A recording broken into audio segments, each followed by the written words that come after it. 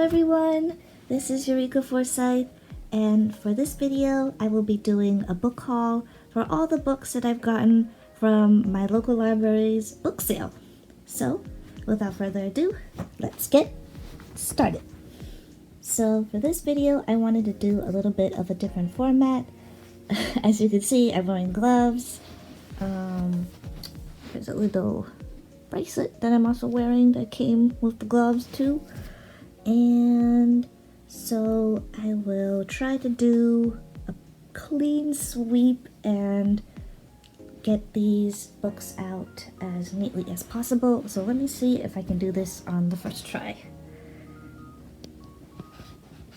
Okay, here's a ASMR. Oh, come on. A little stubborn there. Okay, it came up pretty messy. Let me reorganize everything before I start. Okay, so here are all the books that I got. I got 6 books from my local library. And I organized them from smallest to biggest. So without further ado, I will start by talking about the first book that I picked, which is Jane and the Bark of Frailty by Stephanie Barron. And I have prepared my Xenos plushie so he can, whoop. There you go, buddy. Kind of close. And he can hold the book.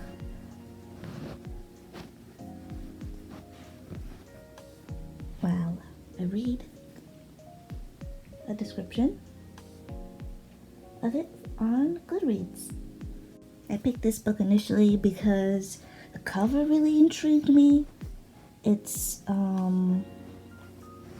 I'm not sure, a woman from the Victorian era, I believe, and she's just in this very vulnerable fainting position with just papers falling around her, and she's wearing quite a sheer dress with, I think, a fallen clock in the background, and I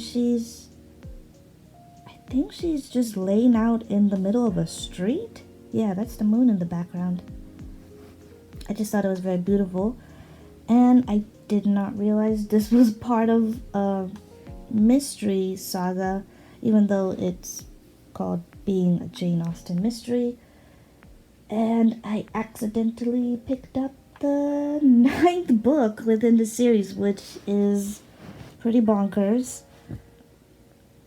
But yeah, hopefully I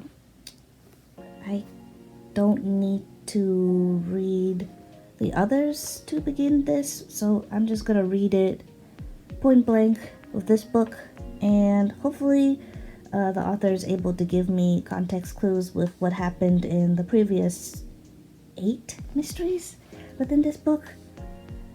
So here is the description, which is quite short actually. So it is, beloved author turned sleuth Jane Austen is staying with her brother and his wife in London as she awaits the publication of her first novel, Sense and Sensibility. When the mistress of a merry nobleman is murdered, Jane is led into the heart of a conspiracy, one with roots in the French Revolution. So, yeah, that description is quite different from the one on the back.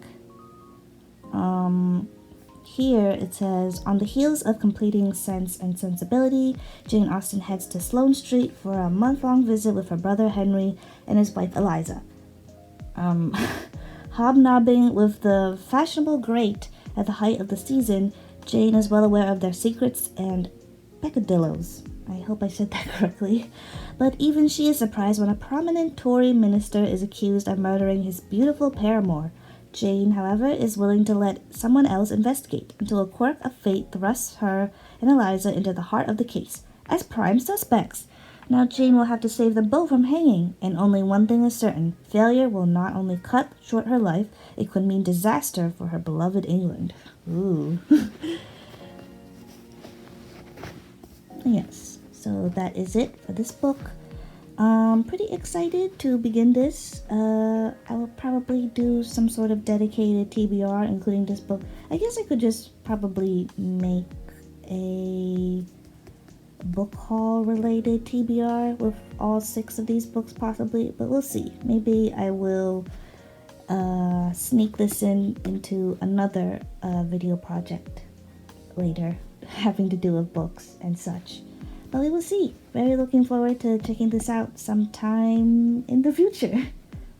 Next book we have on the stack is The Taken by Inger Ash Wolf, or possibly Inger? I'm not sure. Please correct me if I mispronounce the author's name. But yes. What is the description in the back before I go to Goodreads for the description? Detective Inspector Hazel Micallef is having a bad year. After major back surgery, she moves into her ex-husband's home to be cared for by his new wife. As if that weren't enough to cope with, her octogenarian mother is insisting that Hazel end her dependence on painkillers, an insistence that takes the form of secretly flushing Hazel's stash down the toilet. It's almost a relief when Hazel gets a call about a body found in one of the lakes near Port Dundas. Dundas? But what raises the hair on the back of her neck is that the local paper has just published the first installment of a serialized story featuring such a scenario. Even before they head out to the lake, she and Detective Constable James Wingate know they are being played, but who is pulling their strings and why are not clear. Wait. But who is pulling their strings and why are not clear, nor is what they find at the lake at all what they expected. This is no simple drowning accident or even a straightforward murder. It's Micallef herself who is snared, caught up in a cryptic game played by a maven of the art of deception. Freaking Xenos.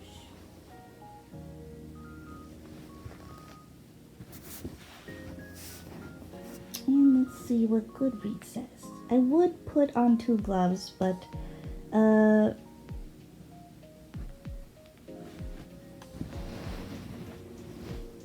I can't exactly flip my phone with, it doesn't register my heat for some reason. So that's why I'm just keeping it like that.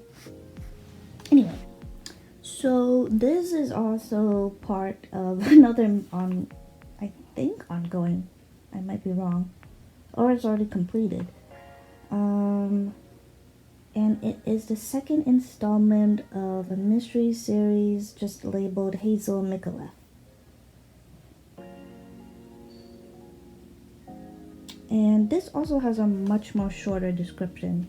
So it says, nightmare when fact and fiction collide. Detective Inspector Hazel Micallef is recovering from a bad year and a traumatic back operation that has left her in the care of her ex-husband and his new wife. But when Hazel is lured back to work when a body is pulled from a nearby lake, a discovery that eerily mirrors a disturbing story printed in the local newspaper. The author of the tale can be found, and when gruesome taunting clues begin to arrive, Hazel realizes she's dealing with a master manipulator, a crazed soul who knows her every move. I think I like this description a little bit more. But yeah, the cover also kind of intrigued me a little bit. Corny, not gonna lie, but it seems like, oh, I didn't realize this. I thought this was a human hand for some reason, but it should have been clear to me that it was a mannequin's hand, because just look how pale like the fingernail section is. And it's just, I just thought for some reason it was like, whoa, this person's hand is really pale for some reason. But then it's like pretty obvious of this like disjointed arm connection here that it's a mannequin hand. Yeah, a pretty simple but intriguing cover. It took me to looking at the description on the back, so yeah, I am very interested in checking this out. hopefully as well this author also gives a little bit of context before the story properly begins. And we'll see if I continue this and the other mystery I picked up, the one belonging in a Jane Austen mystery. Very interesting to use a real life person as the main character of your series. Okay, next book I got was The Alienist by Caleb Carr. And I did not know this is also part of a series. And I believe it's possibly still ongoing. The third book, apparently, it came out last year, December 9th, 2023. So, very interesting. We will see if I will pick up the rest of the series or I'll just stick to this book. I've seen this book before in the past, and it kind of gave me the impression that it was popular. And I didn't realize until now. I should have known when I picked it up at the library, but apparently it has a TV series too, so I'll look into that and see if I want to check that out. But anyways, let's see. Description in the back. Yes, sirree.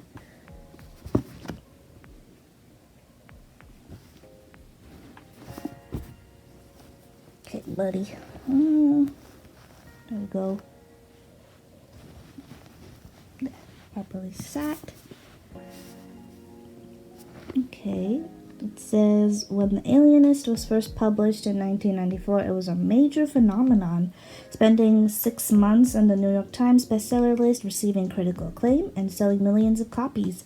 This modern classic continues to be a touchstone of historical suspense fiction for readers everywhere. The year is 1896. The city is New York.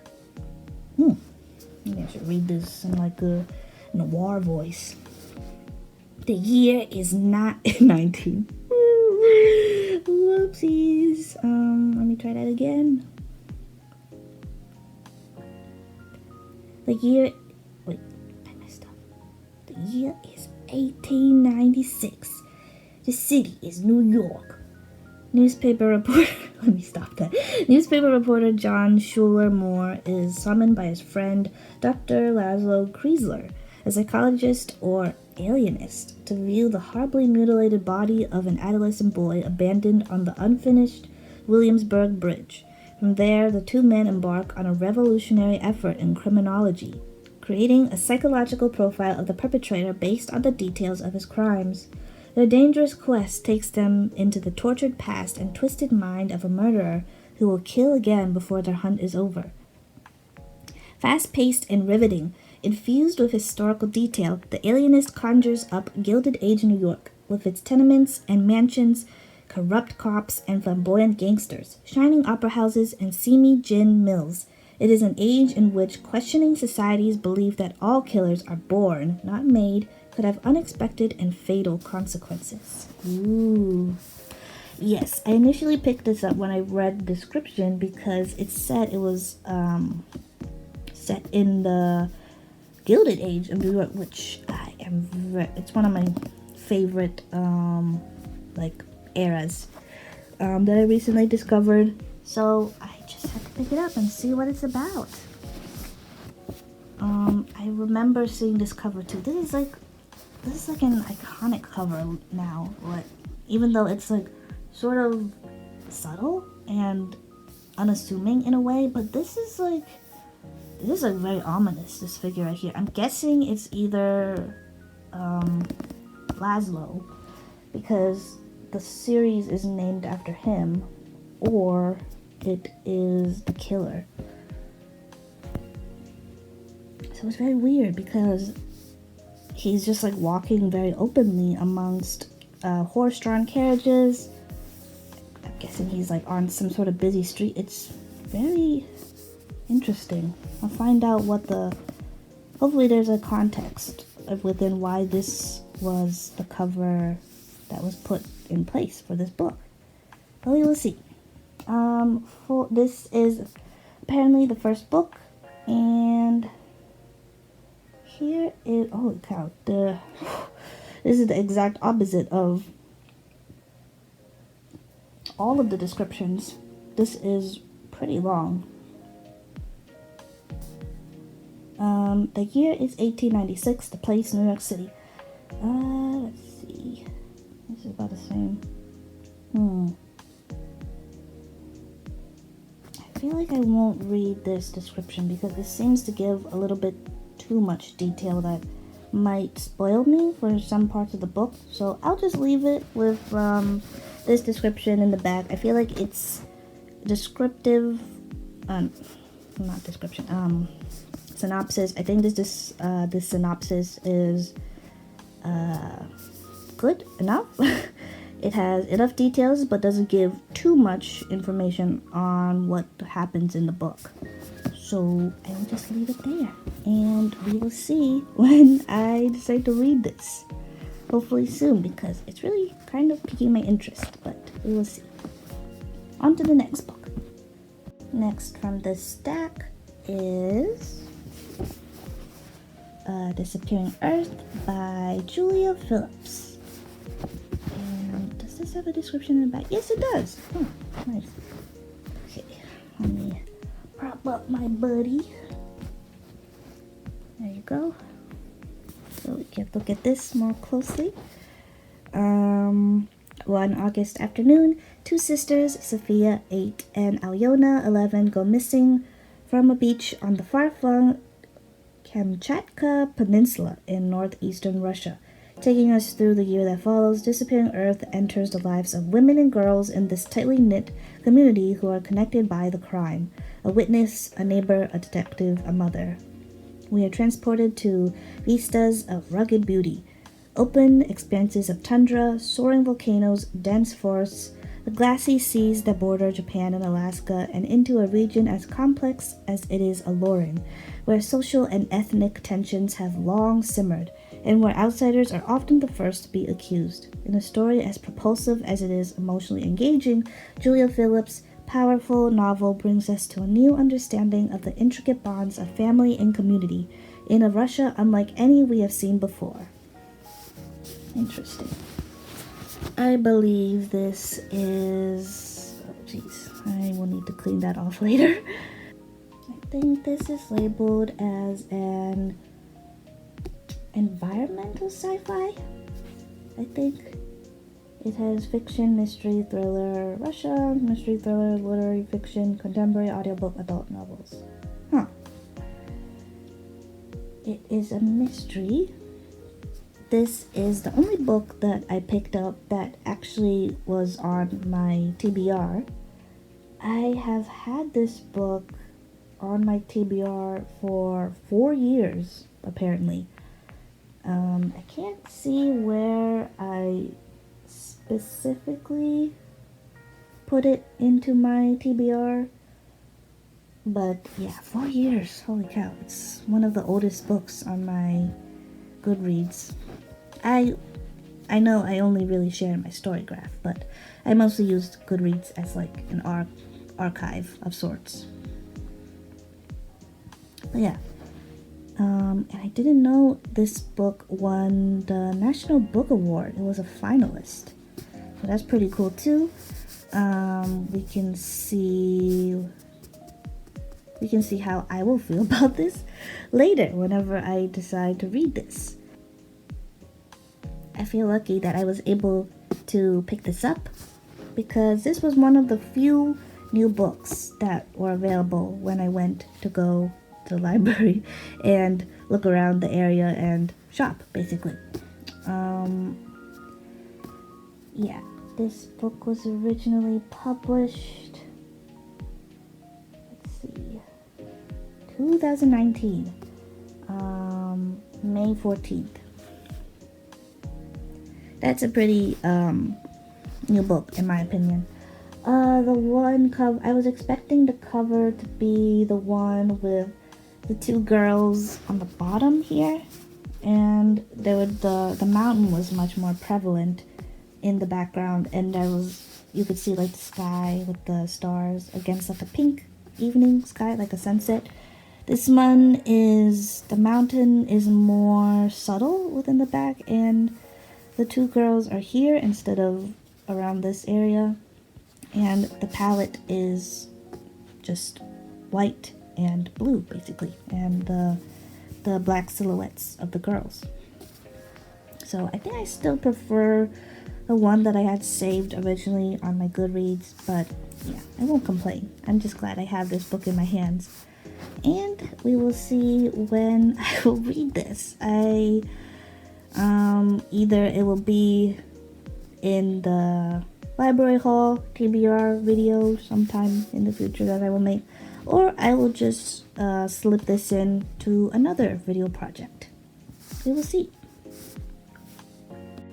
Alrighty, we are down to the last two books, and the second to last book is The Mermaid in the Basement by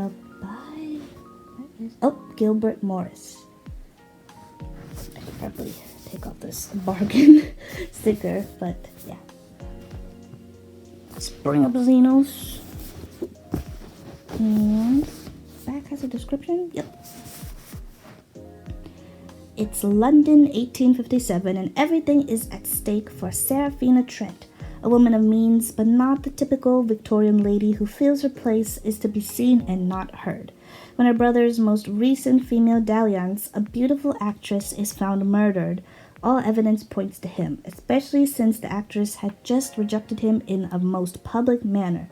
Now everyone believes Clive is headed for the gallows. Everyone, that is, but Seraphina. Determined to prove her brother's innocence, Seraphina finds herself working with unlikely allies, including Dylan Tremaine, a passionate storyteller and actor with a criminal past. This novel will hold fans of mystery and history spellbound until the very last page. Very intriguing indeed. Let us see what the Goodreads description has in store for us. Okay, this is also the first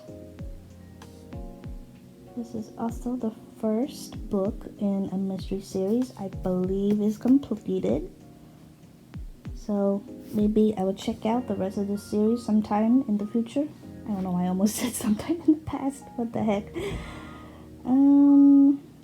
It's about the same.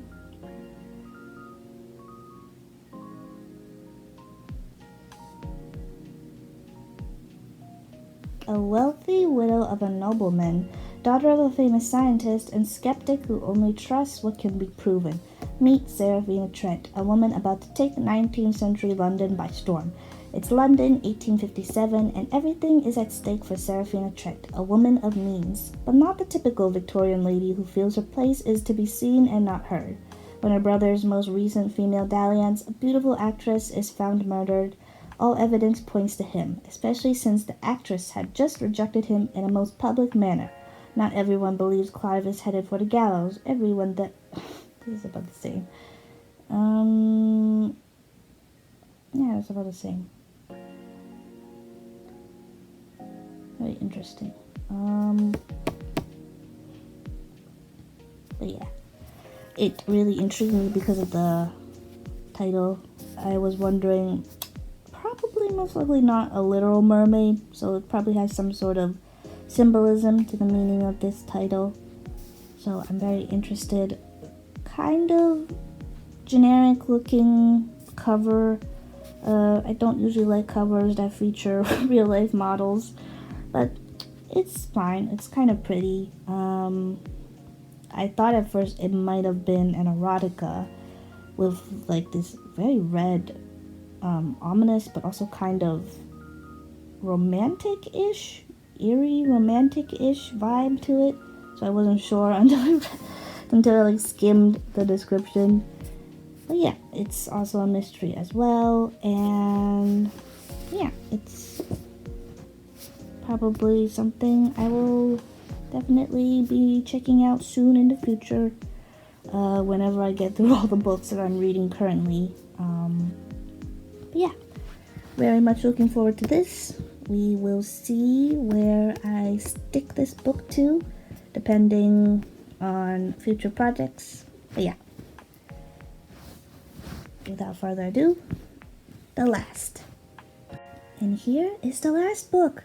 And I believe this book is the best find of all of the books that I found This was just a gem, a jewel to find. I am such a big fan of Sarah Waters. I would probably consider her one of my favorite authors. We'll see about favorite author of all time, but I think I feel pretty confident in calling her one of my favorite authors. And this book is just so nice, this edition, this hardcover edition. It is just in such stellar condition. Like, no wrinkles. Well, there's a little bit of a cut. A little bit of some wrinkles here. But it is just beautiful. But yes, I'm guessing the description. Ooh, that is a long description. Let me just take this back. And let me put something.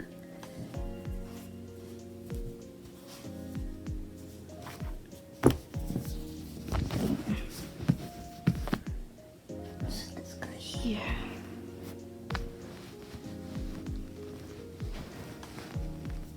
Okay, read the description.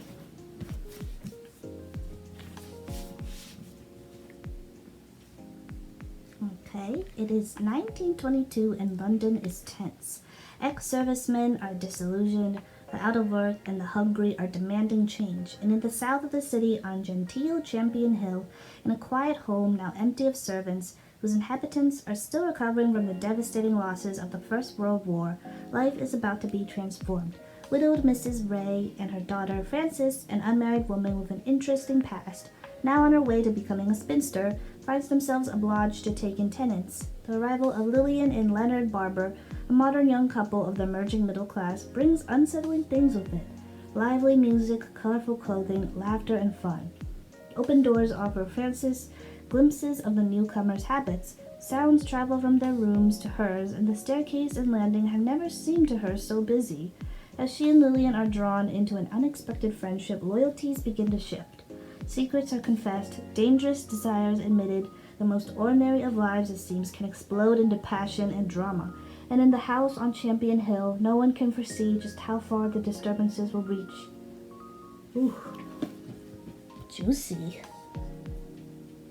Shortlisted for the Man Booker Prize 3 times, Sarah Waters has earned a reputation as one of our greatest writers of historical fiction. Here she has delivered again, nail-biting tension. Why did I say it like that? Nail-biting tension, real tenderness, believable characters, twists, and surprises. A love story, a tension-filled crime story, and a beautifully atmospheric portrait of a fascinating time and place. The paying guest is Waters' finest achievement yet. Wow, that's a big say, indeed.